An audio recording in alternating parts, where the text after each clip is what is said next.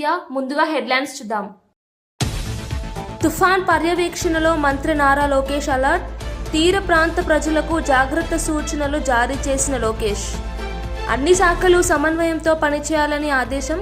ప్రజల భద్రతే ప్రభుత్వ ప్రాధాన్యమని మంత్రి హామీ. జూబ్లీహిల్స్ ఉప ఎన్నికపై బీజేపీ వ్యూహాలకు స్పష్టత. బీఆర్ఎస్ కాంగ్రెస్ ఓటు ఎంఐఎంకే లాభమని రామచందర్ వ్యాఖ్య. బీజేపీ శ్రేణులకు మార్గదర్శకాలు జారీ చేసిన రాష్ట్ర అధ్యక్షుడు. ప్రజలు ద్వంద్వ పార్టీలకు కాదు బీజేపీకి అవకాశం ఇవ్వాలని వెల్లడి. మొంతా తుఫాన్ బీభత్సం. నెల్లూరు, గన్నవరం పరిసరాల్లో వర్షాల దాడి. తీర ప్రాంత ప్రజలకు అధికారుల అప్రమత్త సూచన. మత్స్యకారులు వేటకు వెళ్లవద్దని కఠిన హెచ్చరిక. శ్రీధర్ బాబుపై ఆరోపణలు నిరాధారమని కాంగ్రెస్ ఫైర్. నిజాయితీ నేతపై తప్పుడు ప్రచారం ఆపాలన్న బల్మూరి వెంకట్. ఐటీ రంగంలో రాష్ట్రానికి భారీ పెట్టుబడులు వస్తున్నాయని వెల్లడి.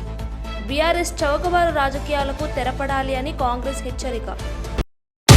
మాజీ మంత్రి సిద్దిపేట ఎమ్మెల్యే హరీష్ రావు కాంగ్రెస్ ప్రభుత్వంపై తీవ్ర విమర్శలు చేశారు. మద్యం టెండర్ల ద్వారా ప్రభుత్వం 3,000 కోట్ల ఆదాయం పొందిందని, కానీ ఆటో కార్మికుల కుటుంబాలను మాత్రం విస్మరించింది అని ఆయన పేర్కొన్నారు. 161 ఆటో కార్మికులు ఆత్మహత్య చేసుకోవడం బాధాకరమని, ఒక్కో కుటుంబానికి 10 లక్షల చొప్పున ఆర్థిక సాయం చేయాలని హరీష్ డిమాండ్ చేశారు. ఆటో సోదరులు ఆవేశంలో తప్పుడు నిర్ణయాలు తీసుకోరాదని విజ్ఞప్తి చేశారు. రాబోయే రోజుల్లో బీఆర్ఎస్ ప్రభుత్వం వస్తే ఆటో కార్మికుల సంక్షేమానికి ప్రాధాన్యత ఇస్తామని హామీ ఇచ్చారు. ఆత్మహత్యలకు పాల్పడిన వారి కుటుంబాల పట్ల రాష్ట్ర ప్రభుత్వం వెంటనే చర్యలు తీసుకోవాలని ఆయన కోరారు. 2,000 కోట్లు ఈ నెల వచ్చినాయి కదా, నీకు ఆదాయం అదనంగా వచ్చింది. మద్యం షాపుల మీద, దరఖాస్తుల మీద 3,000 కోట్ల రూపాయలు సంపాదించినావు. మరి ఆ 1,500 కోట్లు ఆటో కార్మికులకు బాకీ పడ్డావు, దాన్ని విడుదల చేయి, ఆటో కార్మికుల్ని కాపాడుకో అని చెప్తా ఉన్నాం. ఇప్పటికీ ఆటో కార్మికులు 161 మంది ఆటో కార్మికులు ఈ రాష్ట్రంలో ఇప్పటి వరకు చనిపోయారు. ఆ కుటుంబాలు రోడ్డు మీద పడ్డాయి. చనిపోయిన ఆటో కార్మికుల కుటుంబాలకు 10 లక్షల రూపాయల ఎక్స్గ్రేషియా ఇవ్వాలని బీఆర్ఎస్ పార్టీ పక్షాన డిమాండ్ చేస్తా ఉన్నాం. ఇవాళ ఆటో కార్మికులు ఇంకా ఎవరు కూడా చనిపోవద్దని కూడా తమ్ముళ్ళని మేము కోరుతా ఉన్నాం. ధైర్యంగా ఉండండి, పోరాడుదాం. మీ పిల్లలు, మీ భార్య, కుటుంబ సభ్యులు వీధిన పడద్దు. మీరు ధైర్యంగా ఉండండి. మళ్లీ వచ్చేది బీఆర్ఎస్ ప్రభుత్వం, తప్పకుండా మిమ్మల్ని కాపాడుకుంటాం. బీజేపీ రాష్ట్ర అధ్యక్షుడు రామచంద్రరావు ఆధ్వర్యంలో బీజేపీ రాష్ట్ర కార్యాలయంలో కీలక సమావేశం జరిగింది. జూబ్లీహిల్స్ ఉప ఎన్నిక నేపథ్యంలో పార్టీ శ్రేణులకు మార్గదర్శకాలు ఇచ్చారు. ఈ సమావేశానికి కేంద్ర మంత్రి కిషన్ రెడ్డి హాజరయ్యారు. ఆయన మాట్లాడుతూ జూబ్లీహిల్స్ ఉప ఎన్నికలో బీఆర్ఎస్ కైనా కాంగ్రెస్ కైనా ఓటు వేసినా చివరికి లాభం ఎంఐఎంకి దక్కుతుందని వ్యాఖ్యానించారు. బీజేపీ అభ్యర్థికి మద్దతు ఇవ్వాలని రామచంద్రరావు పార్టీ కార్యకర్తలకు పిలుపునిచ్చారు. ఈసారి ప్రజలు ద్వంద్వ పార్టీలు కాదు, నిజమైన ప్రత్యామ్నాయం బీజేపీకి అవకాశం ఇస్తారని నమ్మకం వ్యక్తం చేశారు. ఇంటింటికి వెళ్లి బీజేపీ విధానాలు, కేంద్ర పథకాలను ప్రజలకు తెలియజేయాలని సూచించారు.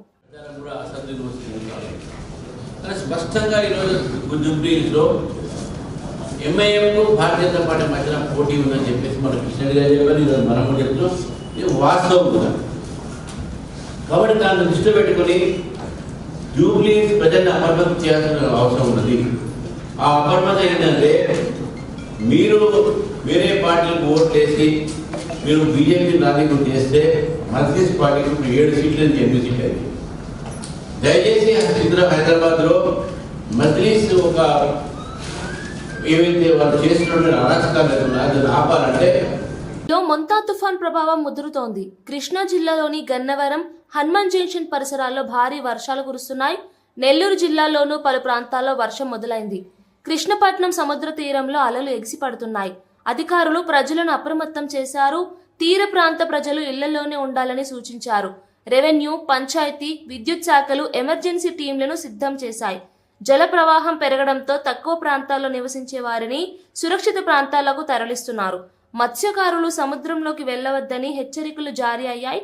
తుఫాన్ ప్రభావం రాబోయే 24 గంటల్లో మరింత పెరిగే అవకాశం ఉన్నందున అధికారులు మానిటరింగ్ చేస్తున్నారు.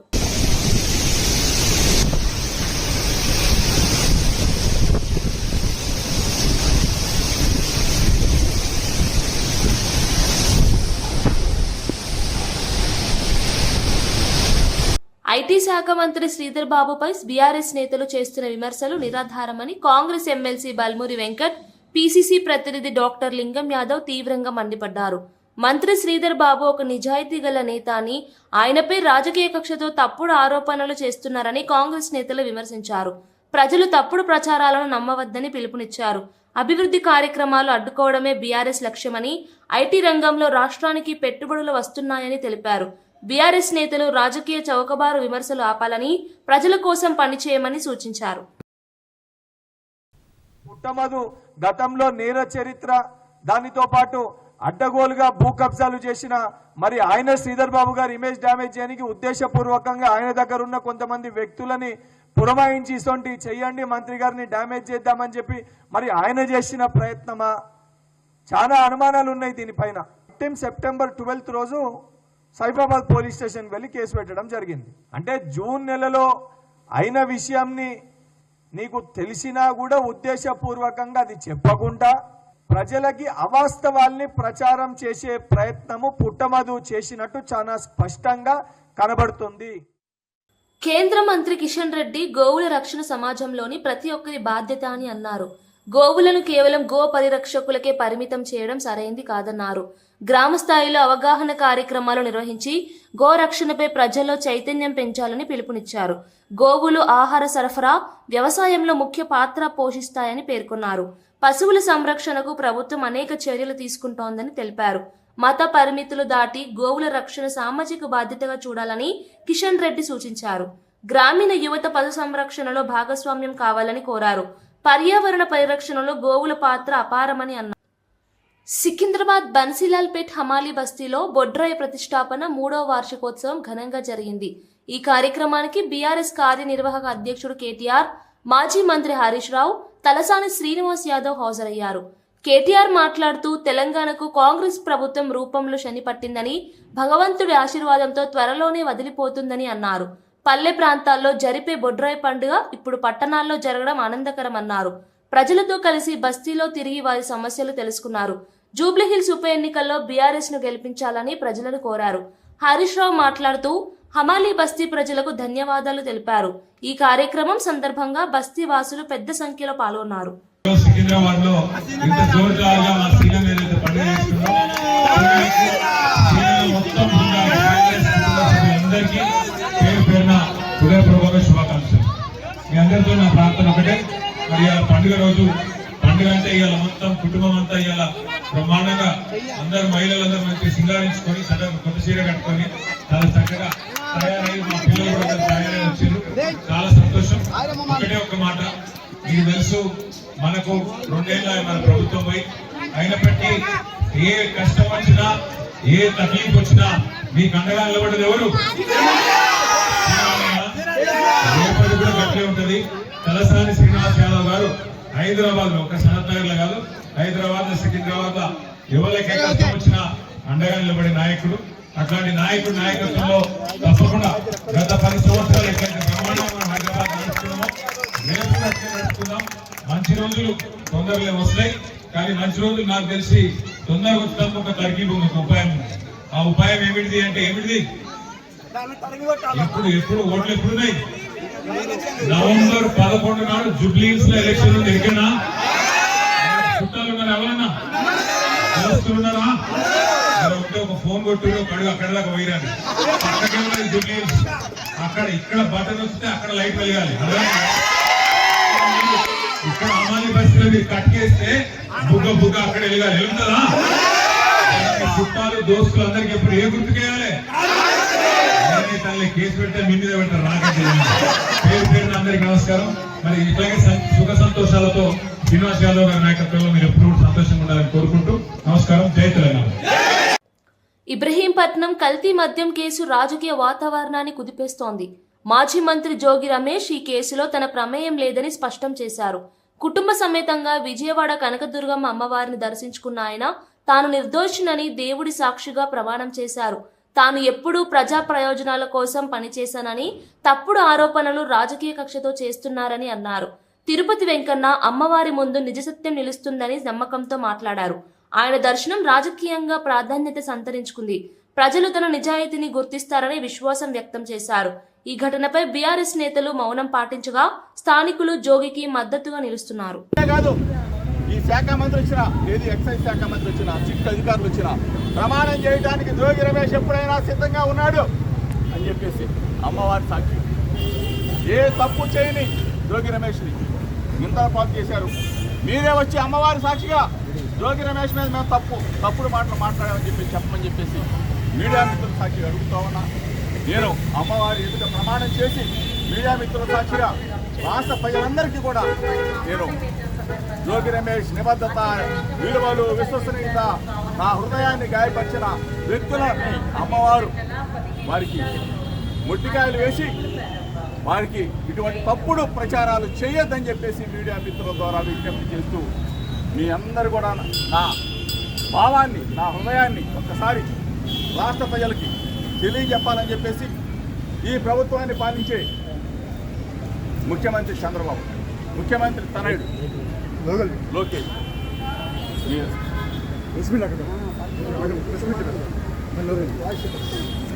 మంత్రి అడ్లూరి లక్ష్మణ్ హరీష్ రావు చేసిన వ్యాఖ్యలను తీవ్రంగా ఖండించారు. బలహీన వర్గాల మంత్రులను దండుపాళ్యం బ్యాచ్ అని పిలవడం అవమానకరమన్నారు. మేము దండుపాళ్యం బ్యాచ్ అయితే వాళ్ళు స్టూవర్ట్పురం దొంగలా అని అడ్లూరి వ్యాఖ్యానించారు. రాజకీయాల్లో గౌరవం, మర్యాద అవసరమని ఆయన సూచించారు. ఇతరులని అవమానించే ధోరణి ప్రజాస్వామ్యానికి విరుద్ధమన్నారు. హరీష్ రావు వెంటనే క్షమాపణలు చెప్పాలని డిమాండ్ చేశారు.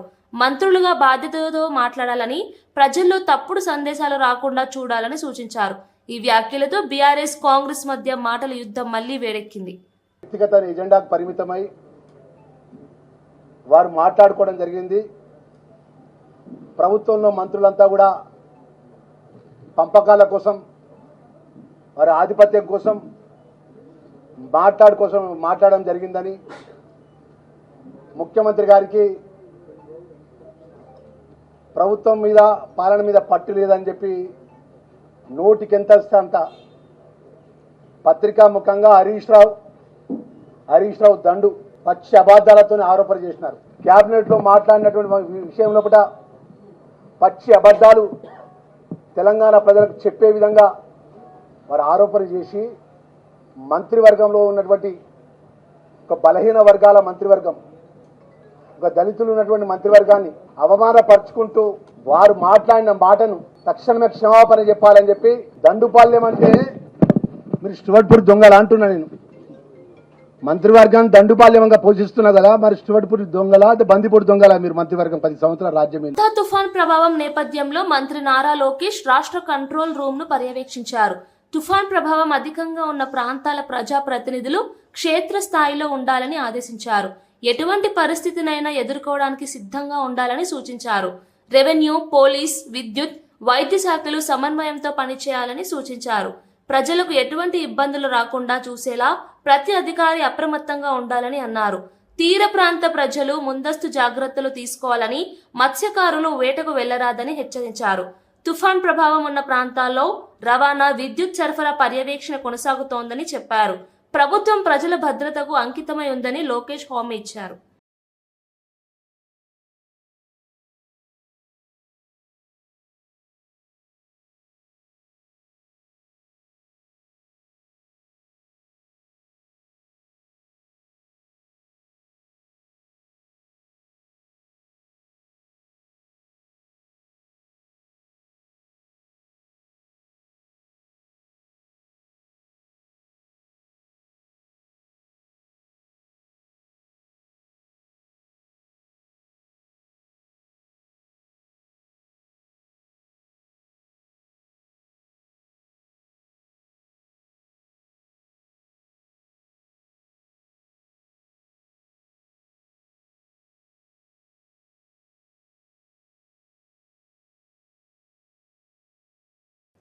ఎంపీ చామల కిరణ్ కుమార్ రెడ్డి యాదగిరిగుట్ట పోలీస్ స్టేషన్లో మాజీ మంత్రి హరీష్ రావుపై ఫిర్యాదు చేశారు. మాజీ ఎమ్మెల్సీ కవిత అందించిన ఆధారాలతో సంతోష్ రావు, నవీన్ రావు పేర్లు కూడా ఫిర్యాదులో ఉన్నాయి. చామల మాట్లాడుతూ గత 10 సంవత్సరాల్లో మిగులు రాష్ట్రంగా ఉన్న తెలంగాణను కేసీఆర్ కుటుంబం అప్పుల రాష్ట్రంగా మార్చిందని విమర్శించారు. బీఆర్ఎస్ ప్రభుత్వం అవినీతికి పరాకాష్ఠగా మారిందని అన్నారు. ప్రజల కష్టాలు పెరిగాయని, సంక్షేమం కేవలం నినాదాలకి పరిమితమైందని చెప్పారు. హరీష్ రావు ఫిర్యాదు విషయమై వివరణ ఇవ్వాలని చామల డిమాండ్ చేశారు. ఈ ఘటనతో తెలంగాణ రాజకీయ వాతావరణం మరింత ఉత్కంఠకు గురైంది. పెట్టింది హైదరాబాద్ నగరాన్ని కాపాడుకోనికి. న్యూయార్క్ నగరం చేస్తా అని చెప్పినటువంటి కేసీఆర్ హైదరాబాద్ లో 1,00,000 ఇల్లులు కట్టి ఇచ్చిండని హరీష్ రావు చెప్తాడు. ఏడ ఇచ్చినావు నాయన 1,00,000 ఇల్లులు, డబుల్ బెడ్రూమ్ ఇల్లులు చూపియాలి. ఆ 1,00,000 మంది లిస్టు కూడా ఇవ్వాలి మీడియాకు. జూబ్లీహిల్స్ ఎన్నికల ముందే 11వ తారీఖు ముందే నువ్వు 1,00,000 మంది ఇల్లులు ఇచ్చినావు అన్నావు కదా, వాళ్ళ జాబితాను మీరు రిలీజ్ చేయాలి. ఎంతమందికి ఇచ్చినావు మీరు? 1,00,000 ఇల్లుల పర్మిషన్లు నాలాల మీద, చెరువుల మీద దండుకోనికి ఇచ్చి కమిషన్ల కోసం ఇవాళ హైదరాబాద్ నగరాన్ని ముంచేటట్టుగా మీరు చేసినటువంటి దౌర్భాగ్య పాలన మీది. లేకపోతే హైదరాబాద్ ని ప్రఖ్యాతి నగరం, ప్రపంచ ప్రఖ్యాత నగరం చేస్తా అని చెప్పిన వాళ్ళు మీరు ఇష్టానుసారంగా చేసిరు. కాబట్టి ఈ రోజు ఈ పోలీస్ స్టేషన్ల కంప్లైంట్ ఇవ్వడం జరిగింది. డెఫినెట్ గా వీళ్ళ మీద యాక్షన్ తీసుకోవాల్సిందే. ఎందుకంటే దొంగతనం చేసి దొంగ అని అరిచి ప్రజల్ని తప్పుతో పట్టిస్తుంది తెలంగాణ ప్రజల్ని. దీన్ని మనం అసలు ఉపేక్షించొద్దు. వీళ్ళ మీద చెట్టి పరిస్థితుల్లో చర్యలు తీసుకోవాలని తెలియజేస్తున్నాం. మాజీ మంత్రి ఎమ్మెల్యే మల్లారెడ్డి తెలంగాణ ప్రభుత్వంపై తీవ్ర విమర్శలు చేశారు. రాష్ట్రంలో అభివృద్ధి పనులు స్తబ్దుగా ఉన్నాయని, చెప్పిన హామీలు ఒక్కటీ నెరవేరలేదని అన్నారు. ప్రజలు అభివృద్ధి కోసం ఎదురు చూస్తున్నారని, కానీ ప్రభుత్వం ప్రగతి కంటే రాజకీయాలకి ప్రాధాన్యం ఇస్తోందని వ్యాఖ్యానించారు. 2014కి ముందు పరిస్థితులే తిరిగి వస్తున్నాయని అన్నారు. జూబ్లీహిల్స్ ప్రజలు ఈసారి బీఆర్ఎస్ ను గెలిపిస్తారని విశ్వాసం వ్యక్తం చేశారు. తెలంగాణ ప్రజలు పాలనలో మార్పు కోరుకుంటున్నారని, తమ పార్టీనే ప్రత్యామ్నాయం అవుతుందని చెప్పారు. ప్రభుత్వం ప్రజల అవసరాలు గుర్తించకపోవడం దురదృష్టకరమన్నారు. నెలకు రోజుకు 1,500-2,000 రూపాయలు వస్తుండే. ఇప్పుడు 400-500 కూడా వస్తలేవు. అవి కూడా వచ్చినాడే వస్తున్నాయి.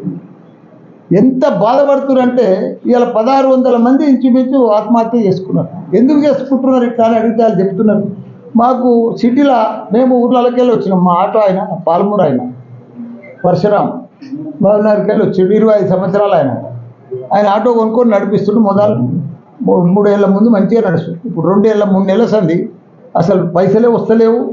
400-500 వస్తున్నాయి, వచ్చినాడే వస్తున్నాయి. ఇంటి కిరాయి కట్టుకోవాలి, పిల్లల ఫీజులు కట్టాలి, తినాలి. అప్పుల బాధ భరించలేక మేము ఆత్మహత్య. మాకేముంది, కాంగ్రెస్ గవర్నమెంట్ వచ్చింది, మాకు 1,200 ఇస్తున్నారు, ఇస్తే అయిపో కదా.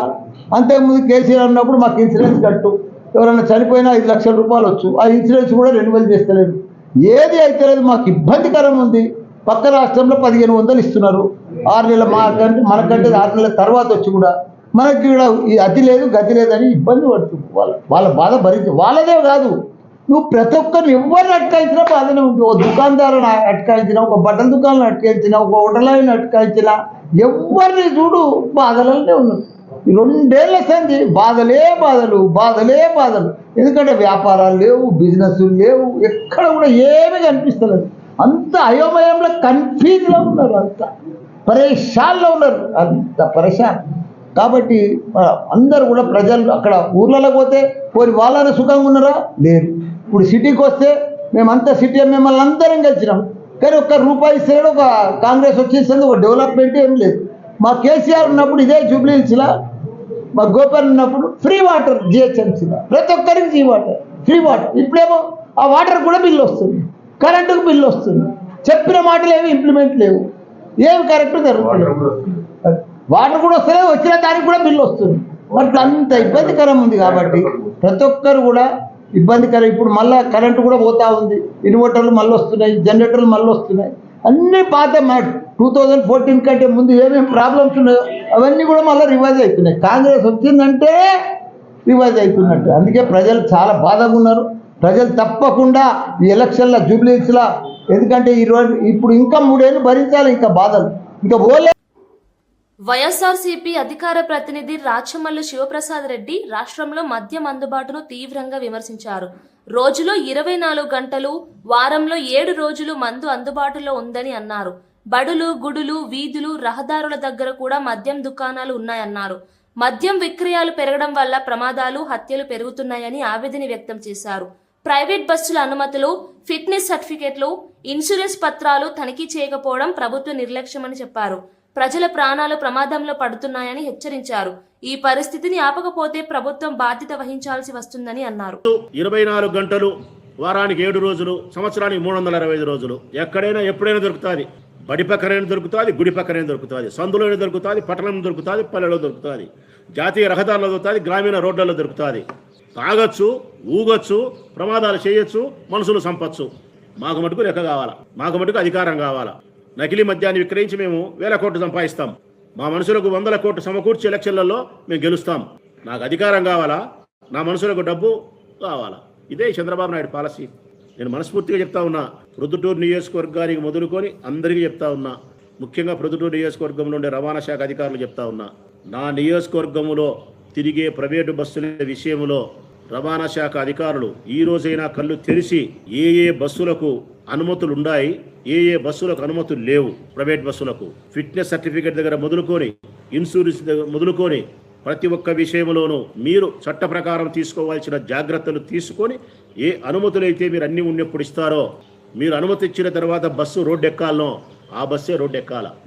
అట్లా కాకుండా ప్రొద్దుటూరు నియోజకవర్గం మొదలుకొని రాష్ట్రం వరకు ఎక్కడైనా సరే అనుమతులకు సిద్ధం లేని బస్సు రోడ్డెక్కి ప్రమాదం జరిగితే దీని ప్రమాదంగా నేను భావించను, హత్యగా భావిస్తా.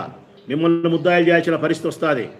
బీఆర్ఎస్ కార్యనిర్వాహక అధ్యక్షుడు కేటీఆర్ జూబ్లీహిల్స్ ఉప ఎన్నికల ప్రచారంలో విరుచుకుపడ్డారు.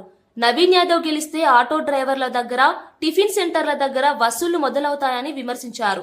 ఆయన నామినేషన్ ర్యాలీలో రౌడీలు, వ్యభిచార గృహాలు నడిపే వ్యక్తులు పాల్గొన్నారని అన్నారు. ప్రజలు ఈ రకమైన నాయకత్వానికి అవకాశం ఇవ్వకూడదని పిలుపునిచ్చారు. జూబ్లీహిల్స్ లో ప్రజలు సమాజం కోసం ఆలోచించాలని సూచించారు. బండి నడుపుకుంటోళ్ళు, చిన్న చిన్న వ్యాపారాలు చేసుకుంటోళ్ళు హఫ్తా ఇయ్యకపోతే మీ బొక్కలు సాఫ్ చేస్తా కొడుక అని చెప్పి బెదిరించారు. రౌడీలకు, గుండాలకు ఓట్లు వేస్తామా? అసొంటోళ్ళకి ఓట్లు వేద్దాం హైదరాబాద్లో? గదే ఆలోచించుకోవాలి. జూబ్లీహిల్స్లా గిసొంటోళ్ళే దొరికిర్రాయిగా. ఇగో మొన్న చూసిరు కదా వాళ్ళ ఊరేగింపు, నామినేషన్ ఊరేగింపు తీసిరు. ఎవడున్నాడు రా భయంలా అంటే ఒక వ్యభిచార కొంప నడిపినోడు, ఒక గుండగాడు, 10 మంది రౌడీ షీటర్లు, మొత్తం రాష్ట్రంలో ఉన్న రౌడీల ముఖ మొత్తం దిగింది ఆ నామినేషన్ ర్యాలీలో. గిసొంటోళ్ళకు టికెట్లు ఇచ్చి ఏం చెప్తామనుకుంటుంది కాంగ్రెస్ పార్టీ? గందుకే అంటున్నా నేను, इसलिए बोल रहा हूं मैं, ऐसे लोगों को सबक सिखाना है और सही रास्ते पे फिर पटरी पे अपने स्टेट को लाना है. आप सभी भाइयों से मैं रिक्वेस्ट తుఫాన్ ప్రభావం తీవ్రంగా ఉన్న నేపథ్యంలో మంత్రి సత్య అనగాని అన్ని శాఖలకు అలర్ట్ జారీ చేశారు. రెవెన్యూ శాఖ ప్రత్యేక దృష్టి పెట్టిందని, అన్ని జిల్లాల కలెక్టర్లు, ఎస్పీలను అప్రమత్తం చేశామని చెప్పారు. చిన్నపిల్లలు, తల్లులను సురక్షిత ప్రాంతాలకు తరలించాలని సూచించారు. ప్రజలు భయాందోళనకు గురి కాకూడదని విజ్ఞప్తి చేశారు. ప్రభుత్వం ప్రజల రక్షణ కోసం అన్ని ఏర్పాట్లు చేసినట్లు తెలిపారు. మత్స్యకారులు వేటకు వెళ్లరాదని హెచ్చరించారు. వెళ్లిన వారు తిరిగి వచ్చేలా చర్యలు తీసుకుంటున్నామని చెప్పారు. సీఎం చంద్రబాబు స్వయంగా పరిస్థితిని మానిటరింగ్ చేస్తున్నారని తెలిపారు. తుఫాన్ తీవ్రతను తగ్గించేందుకు రక్షణ బృందాలు సిద్ధంగా ఉన్నాయని తెలిపారు. అతి వేగంగా వస్తూ ఉంది మన వైపు. మచిలీపట్నం నుంచి కళింగపట్నం మధ్యలో తీరం దాటే అవకాశం ఉంది కాబట్టి ప్రభుత్వ యంత్రాంగం మొత్తం కూడా అప్రమత్తంగా ఉండాలి. అలాగే ఎక్కడ ఎలాంటి అవాంఛనీయ సంఘటనలు జరగకూడదు చెప్పేసి గౌరవ ముఖ్యమంత్రి గారు టెలికాన్ఫరెన్స్ తీసుకుని ఉదయం నుంచి కూడా ఆర్టీజీఎస్లో వారు దాన్ని పర్యవేక్షించుకోవటం, తర్వాత మధ్యాహ్నం 12 గంటల నుంచి గౌరవ లోకేష్ గారు కూడా ఆర్టీజీఎస్లో కూర్చుని అందరు కలెక్టర్లని, అలాగే ఇన్ఛార్జ్ మంత్రులందరినీ, అలాగే రెవెన్యూ సిబ్బంది ఎవరైతే క్షేత్రస్థాయిలో పనిచేస్తూ ఉంటారో వాళ్ళందరినీ ఎక్కడ లోతట్టు ప్రాంతాలు ఉన్నాయో అన్నీ కూడా రీహాబ్ సెంటర్లకి అందరూ కూడా తరలించే విధంగా, అలాగే ఎస్డీఆర్ఎఫ్ సిబ్బంది అందరినీ కూడా అప్రమత్తం చేసుకుంటూ కావాల్సిన వసతులన్నీ కూడా, అలాగే ముఖ్యంగా గత 2 రోజుల నుంచి కూడా అందరు అధికారులతో మాట్లాడుతూ ఎవరైతే మత్స్యకారులు సముద్రంలో ఉన్నారో వాళ్ళందరినీ కూడా వాళ్ళ వెనక్కి బోట్లు తీసుకొచ్చేసి అన్నీ కూడా అక్కడ డాక్ చేసే విధంగా అందరినీ కూడా, అంటే ఎక్కడ కూడా ఏ ఇబ్బంది, ఎందుకంటే ఇది ఒక తీవ్రతరమైన తుఫాన్ కాబట్టి 100 నుంచి 120 కిలోమీటర్ల వేగంతో ఇది గాలి రావచ్చు. అలాగే వర్షం కూడా ఈరోజు రాత్రి నుంచి పెరుగుతుందని చెప్పేసి కూడా చెప్తా ఉన్నారు. కాబట్టి అన్ని విధాలా కూడా ప్రభుత్వం సంసిద్ధమైంది. ఎక్కడ కూడా ఎలాంటి అవాంఛనీయ సంఘటనలు జరగకుండా చూసుకుంటారు. Thank you. మొంతా తుఫాన్ ప్రభావం దృష్ట్యా రాష్ట్రంలోని అన్ని జిల్లాల కలెక్టర్లు, ఎస్పీలను అలర్ట్ చేసినట్లు మంత్రి అనిత తెలిపారు. తుఫాన్ ప్రభావిత ప్రాంతాల్లో చిన్నపిల్లలు, తల్లులను సురక్షిత ప్రదేశాలకు తరలించాలని సూచించామని చెప్పారు. ప్రజలు భయాందోళనకు గురి కావద్దని, ప్రభుత్వం అన్ని చర్యలు చేపట్టిందని భరోసా ఇచ్చారు. తుఫాన్ సమయంలో మత్స్యకారులు సముద్ర వేటకు వెళ్లరాదని హెచ్చరించారు. ఎక్స్ట్రా కూడా ఈరోజు రాష్ట్ర ప్రభుత్వానికి ఇక్కడికి రావడం జరిగింది. వీటితో పాటు అన్ని తుఫాన్ షెల్టర్స్ని, అదేవిధంగా ఎక్కడెక్కడైతే చిన్నపిల్లల తల్లులు ఉన్నారో, చంటి పిల్లలు ఉన్నారో వాళ్ళందరినీ కూడా సురక్షిత ప్రాంతాలకు తరలించడం, అదేవిధంగా ఈరోజు సివిల్ సప్లైస్ డిపార్ట్మెంట్ దగ్గర నుంచి మనకి అన్నిటికీ కూడా నిత్యావసర వస్తువులన్నీ కూడా ఆయా ప్లేసులకి తరలించడం అవన్నీ కూడా జరిగినాయి. ఓవరాల్గా కలెక్టర్స్ దగ్గర నుంచి, ఎస్పీస్ దగ్గర నుంచి, రాష్ట్ర ప్రభుత్వ యంత్రాంగం అంతా కూడా అటు కలెక్టర్ల దగ్గర నుంచి, ఐఏఎస్ ఆఫీసర్ల దగ్గర నుంచి ఇటు కిందన విఆర్ఓ, విఆర్ఏ స్థాయి వరకు ప్రతి ఒక్కరు కూడా, గ్రామ సచివాలయ సిబ్బంది అందరూ కూడా అలర్ట్గా ఉన్నారు. కాబట్టి ప్రజలు భయాందోళనకు గురి కాకుండా ప్రజలు ప్రభుత్వానికి సహకరించాల్సిందిగా మనస్ఫూర్తిగా నేను కోరుకుంటున్నానండి. ఏదైతే ఈ తుఫాన్ ఏదైతే ఉందో ఇది రేపటికి కొంచెం బలపడే అవకాశం ఉంది. రేపు సాయంత్రం నుంచి నైట్ మిడ్-నైట్ లోపు ఏదో ఒక టైంలో మనకి తీరం కూడా దాటే పరిస్థితి ఉంది. యాజ్ ఆఫ్ నౌ ఇప్పుడు కాకినాడ దగ్గర తీరం దాటే పరిస్థితి ఉందని చెప్పేసి మనకందరికీ కూడా ఇన్ఫర్మేషన్ వచ్చింది. సో దట్ దానికి బేస్ చేసుకుని ఈరోజు రాష్ట్ర ప్రభుత్వ యంత్రాంగం అంతా కూడా అలర్ట్గా ఉంది. నేను మళ్ళీ కోరుకుంటున్నా మత్స్యకారులు ఈ టైంకి ఎవరు కూడా సముద్రానికి వెళ్ళొద్దని చెప్పడం జరిగింది. వెళ్ళిన వాళ్ళందరూ కూడా సురక్షితంగా ఆల్రెడీ తిరిగి వచ్చేసిన బులెటిన్ ముగించే ముందు హెడ్లైన్స్ మరోసారి చూద్దాం. తుఫాన్ పర్యవేక్షణలో మంత్రి నారా లోకేష్ అలర్ట్. తీర ప్రాంత ప్రజలకు జాగ్రత్త సూచనలు జారీ చేసిన లోకేష్. అన్ని శాఖలు సమన్వయంతో పనిచేయాలని ఆదేశం. ప్రజల భద్రతే ప్రభుత్వ ప్రాధాన్యమని మంత్రి హామీ. జూబ్లీహిల్స్ ఉప ఎన్నికపై బీజేపీ వ్యూహాలకు స్పష్టత. బీఆర్ఎస్ కాంగ్రెస్ ఓటు ఎంఐఎంకే లాభమని రామచందర్ వ్యాఖ్య. బీజేపీ శ్రేణులకు మార్గదర్శకాలు జారీ చేసిన రాష్ట్ర అధ్యక్షుడు. ప్రజలు ద్వంద్వ పార్టీలకు కాదు బీజేపీకి అవకాశం ఇవ్వాలని వెల్లడి. మొంతా తుఫాన్ బీభత్సం. నెల్లూరు, గన్నవరం పరిసరాల్లో వర్షాల దాడి. తీర ప్రాంత ప్రజలకు అధికారుల అప్రమత్త సూచన. మత్స్యకారులు వేటకు వెళ్లవద్దని కఠిన హెచ్చరిక. శ్రీధర్ బాబుపై ఆరోపణలు నిరాధారమని కాంగ్రెస్ ఫైర్.